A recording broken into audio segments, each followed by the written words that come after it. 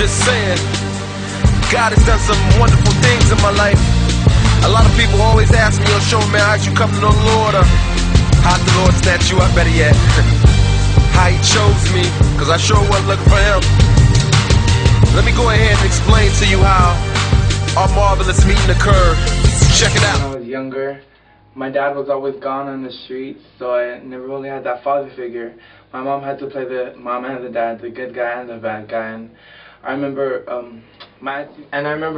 we were always around my girl cousins, cause we were living with my auntie. She was a single parent of 4, and her 2 boys was always gone, and I was always left with her 2 daughters. And I remember there was this one time, me and my her youngest daughter, we stumbled upon like X-rated videos, and she jokingly was like asking me, "Oh, which one is my favorite?" And I felt awkward, like, why are you asking me? And that father figure. I remember at the age of 11, my mom was tired of chasing my dad on the streets, and then she decided to move to her dad in Washington. And I remember as I was thinking, like, I had a new beginning, a new start. I didn't know anybody in the school, so nobody was teasing me. And I remember I had the courage to ask the girl out, and then she turned me down because she thought that I was gay. And I remember that hurt me so much because I knew I wasn't. And I remember I came back to Hawaii.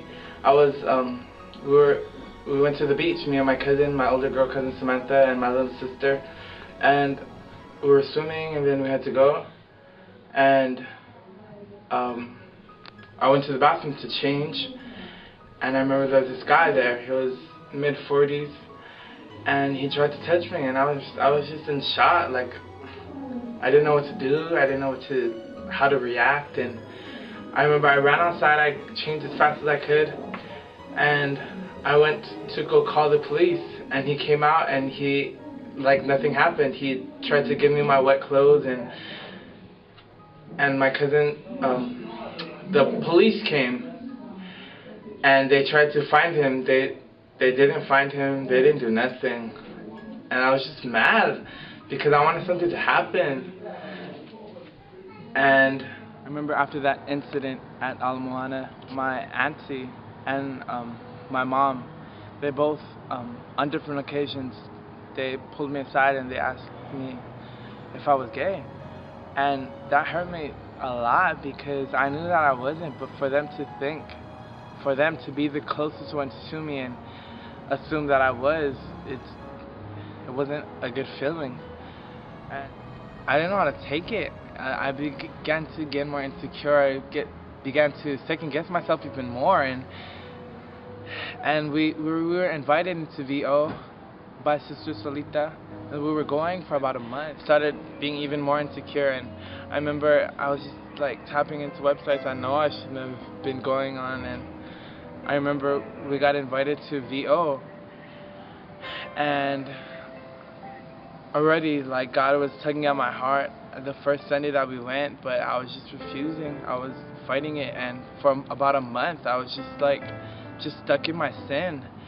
And I remember praying it with Sister Rachel, and when she prayed for me, she prophesied over me, telling me that I need to let go of things that I've been holding on to, just to grab onto Jesus. And I knew what she was talking about, and that's why I started to break down.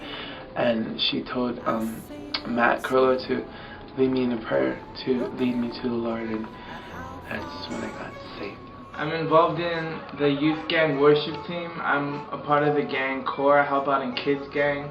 I usher.